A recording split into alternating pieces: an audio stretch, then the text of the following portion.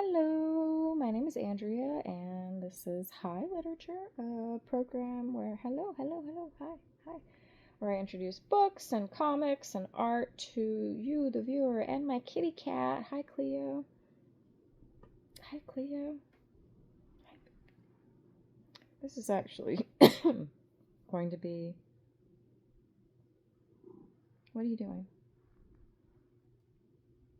Baby girl. So, I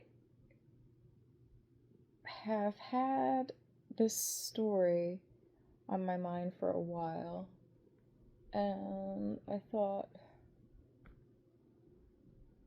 baby, I thought it would be fun to share it since it's a spooky story and it's Halloween. So I don't know if you guys are familiar with these.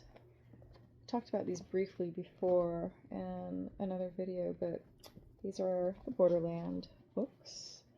Hi Cleo. Hi Cleo. You want to sniff? Sniff, sniff. Sniff, sniff. Yeah. There's four of them. They're a horror anthology series by White Wolf Publishing. So, you know it's good. Good old White Wolf. There's volume 1. Yes, Cleo. And then we've got volume 2. Yes. And then volume 3, which is falling apart because this is the one that I've read the most. But yeah, this one's my favorite, volume 3. And then volume 4. And the cover art is done by Dave McKean. So if the art looks a little familiar and you're a Dave McKean fan, that's why. These came out in the 90s. This particular one, volume 4, came out in 1995. Cleo. Hi.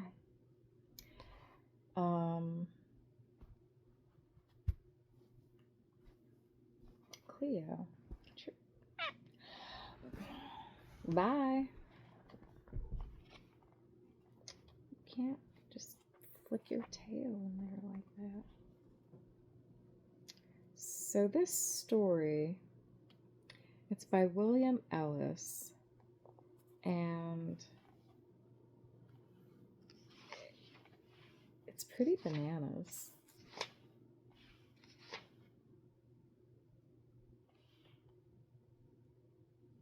So this anthology series, it's edited by Elizabeth and Thomas Monteleone, and they have like these little prefaces before each story, and this is what they say about this one. Sometimes we get stories that are so strange they are simply unforgettable. This definitely, I mean, I haven't read this in so long, and yeah, I just came to mind the other day. And practically demand to be included in an anthology such as this. The byline for the following weird fantasy is a pseudonym for a professor working the fields of academe at a southern university. He admits to not writing this kind of fiction often, but perhaps he should reconsider. So this is called, this is The Long Holiday by William Ellis.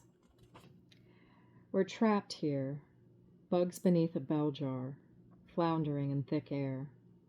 Like wet wool, the gloom in the cavern dampens sound. Time hangs motionless, the catch between the beat of a heart. We work on and on. The wall in front of me is ice, thick and gray and wet. It meets the cavern's roof above my head and forms large hanging pools. The gray pools thin continually and drop cold tendrils of stinking water. I count the drops of water to mark time passing, but they fall unevenly, without rhythm. Each time I feel the freezing rain strike me, I scream, vowing that it will be the last. It never is. I am constantly damp. I rub myself briskly to try to avoid what has happened to some of the others, yet I still find small patches of mold here and there. There must be hundreds of us here, perhaps thousands. I can't be certain. I can only see one end of the conveyor belt as it emerges from the distant maw of stone and flames. The flames leap darkly, flaring, flaring, flaring in the gloom, throwing forth only a meager light and creating monstrous shadows. The belt travels onward, disappearing into the darkness. I don't know where it ends. All I know is that we make things. That is our labor. I don't know how I came to be here, even where here is. I do know that I will leave, that I will escape. I must. No one can stand this forever. We are all chained by thick links of rotting metal, bolted to large rusting eye bolts set firmly into the stone floor. We are given enough chain to stand and strain completely against the 4-foot wide belt. The chain is bound to a heavy iron band set deeply into the flesh of our lower thighs. The skin is tight and swollen around the metal, but there is no pain. Neither I nor any of the workers I can see clearly have shirts, although some of the workers closer to the flame seem to have a dark, loose material flapping from their arms and shoulders.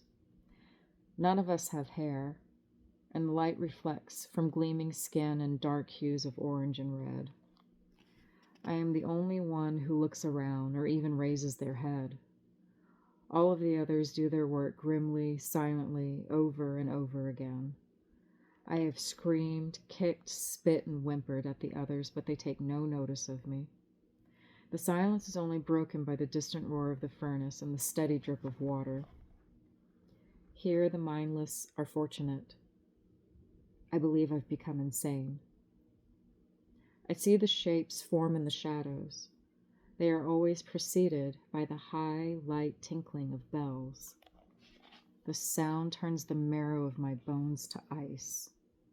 They snatch the slower workers from the assembly line, carry them quickly off into the darkness, and replace them with others. They seem to have no dearth of replacements. I also see the creatures passing behind the thick sheet of ice. Small, dark shapes, vaguely human in form, but miniature, with the long, loose arms of apes. They scuttle back and forth, hunched over like wizened old men, then disappear in the wink of an eye. Only the airy sound of bells linger. I keep an eye on the darkness surrounding me. I would sooner work, I believe, than have them come from behind and touch me with their thin-jointed fingers.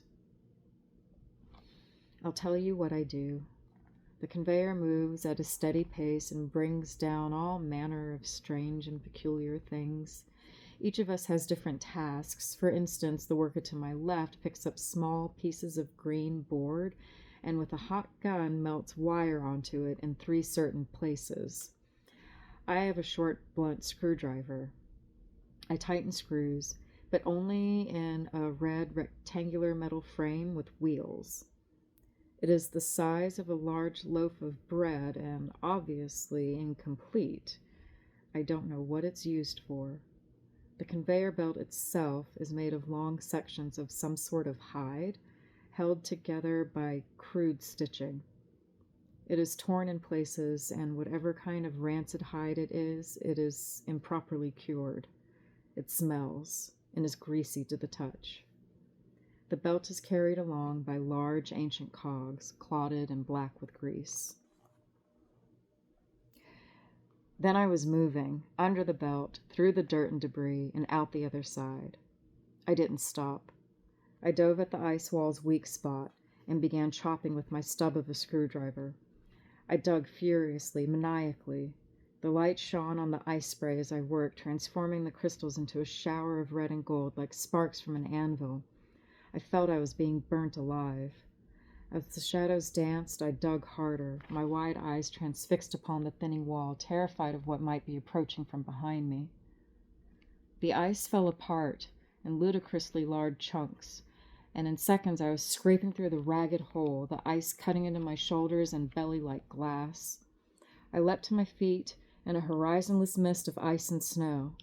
Then I ran. I was beyond the sensation of what must have been sub-zero temperature as I stumbled through the drifts, half-clothed and shoeless.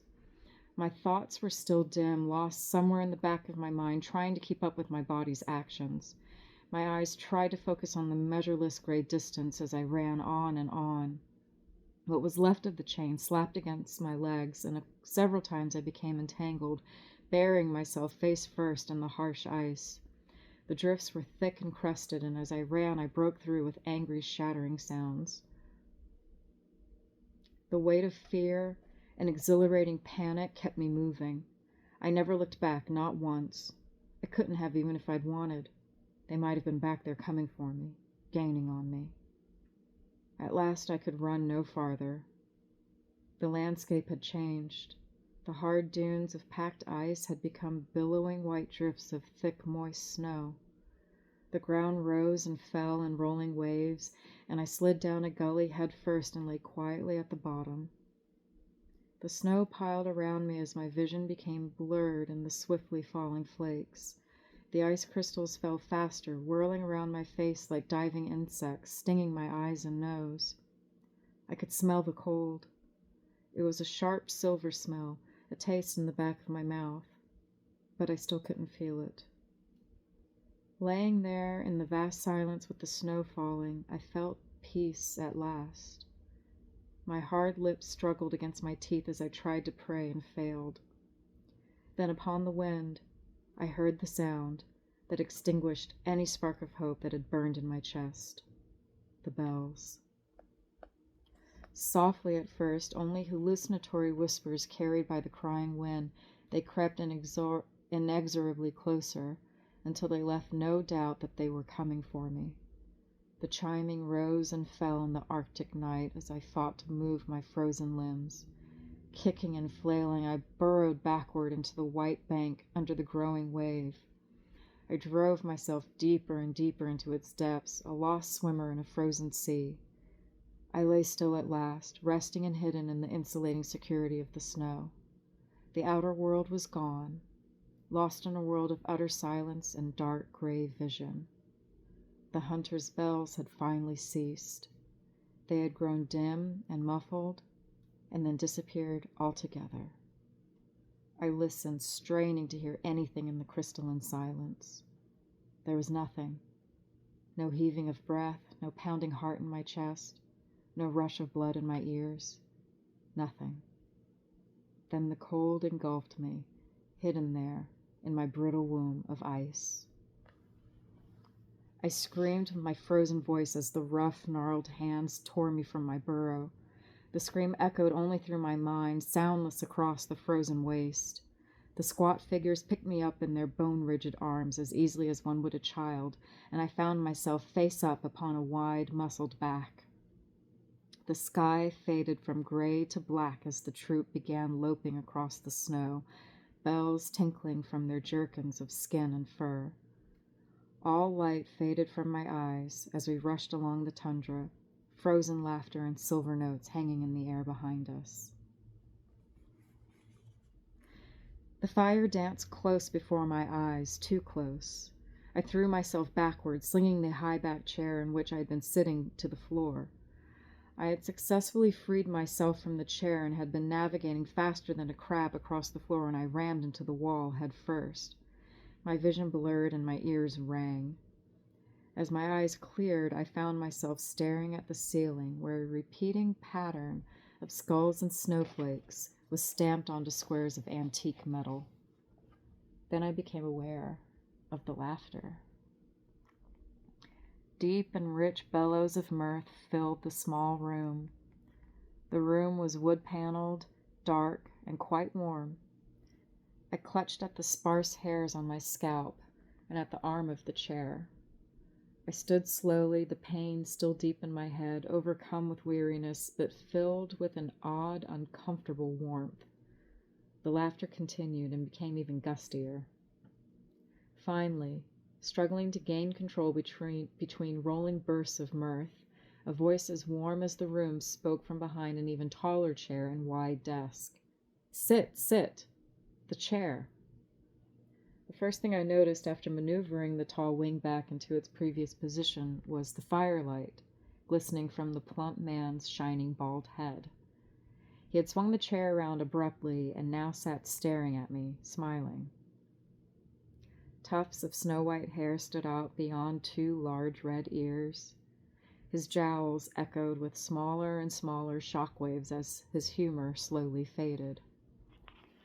Small porcine eyes, porcine? P-O-R-C-I-N-E. Small porcine eyes glistened above ruddy cheeks and a broad scarlet nose. As I sat back on the dry leather of the chair, my legs twitching, he unfolded his fingers from atop his stout belly and slammed his dimpled hands down upon the desk in front of him. "By Jove, you ran, didn't you? You ran and ran and ran." His voice shook with renewed laughter, and I could see the sweat beading upon his forehead. The warmth had become suffocating. I could smell the fat man in the close room. The air was thick with the odor of sour grease. His laughter ceased abruptly as one sausage finger plucked a bit of twitching debris from his furred vest. He held it up and stared at it contemptuously before crushing it and flicking it toward me. I jumped. It landed on my forearm, and I could see that what remained resembled a thin shard of white bone. I looked up into a wide, toothsome smile. "Well, we admire you. Yes, we do," he said. "You must be admired. Only a rare few achieve what you have." His smile loosened, hanging upon his mouth like an artificial decoration. "You had hope, didn't you? No matter how brief a space of time, your mind was allowed relief. You thought you had a chance and your soul found peace for an instant, did it not? Remarkable. And totally against policy." The light in his eyes faded to a dull, flat black. His mouth became a pit framed by bearded lips. "The last to accomplish what you have done was over 600 years ago," he continued. "I suppose it's inevitable. Complacency is mathematically certain in an eternity. I try to keep my little fellows on their toes, but nothing works permanently." He lapsed into silence, his hands absently scratching his protruding stomach. I leaned forward slightly, my legs throbbing. "Sit down," he shrieked, his eyes glowing with hate. "We're not finished." My body shook in terror as he lowered his bulk back into his chair, and the echoes of his roaring faded. After several minutes of silence, I couldn't bear his gaze any longer. His infinite eyes bored into me with a bloody, unblinking stare. "Who are you?" I asked softly. "Why am I here? In this place? The cavern?" His face lit up with a gentle smile. "Because you have been naughty," he said, "and because you have work to do. At last, from your sin comes joy. It's an endless penance. You were given a chance, you threw it away, and it's been decreed. For close to 2,000 years now, he and I have had this arrangement, and it works quite well. I get my work completed, and you receive your punishment. It's a wondrous, magical world we live in, don't you think? It's absolutely beautiful." He stood. "But of course you don't see things that way, do you?" He walked to the corner of the room, closest to the fireplace, his tail dragging along behind him. "It was a very good try, by the way. But futile and doomed, of course. Where did you think you were going, surrounded by countless miles of polar ice? That miserable shell your soul resides in was lucky to make it as far as it did." He clapped his huge, meaty hands together. "Enough chit-chat. It's time to return. Back to work now, eh?" huge leathery wings spread majestically from behind the man's red suit as the sound of bells filled the room. The elves appeared, growing into substance from the shadows pooled in the corners and beneath the furniture. They were dressed in green and red, holiday colors, with small glittering eyes like glass. Their ears were long and pointed, and their hands were covered with coarse, spine-like hair. Behind the desk, a door swung open, and I could see a line of elves dragging the damned that were beyond work, dragging them like cords of wood down a sloping stone corridor. The light was a hellish, bloody orange, flaring, flaring, flaring. My eyes watered from the suffocating heat rushing in through the open door. I tried to shield my eyes from the blistering wave. With the missing fingers, it did little good. As I watched, more and more creatures grew from the floor's shadows. Then they came for me. The fat man's laughter became a bell-filled shriek.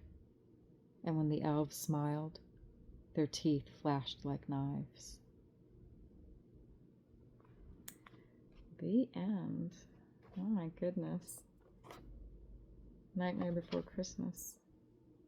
For sure. Yeah, 1995. These are such fun stories. The other stories in this book, let's see, we have A Wind from the South, House of Cool Air, Morning Terrors, Circle of Leas, Misadventures in the Skin Trade, Watching the Soldiers, The Ocean and All Its Devices, 1 in the AM, A Side of the Sea, Painted Faces, Monotone, Dead Leaves, From the Mouths of Babes, The Long Holiday, The Late Mr. Havel's Apartment, Union Dues, Earshot, Fee.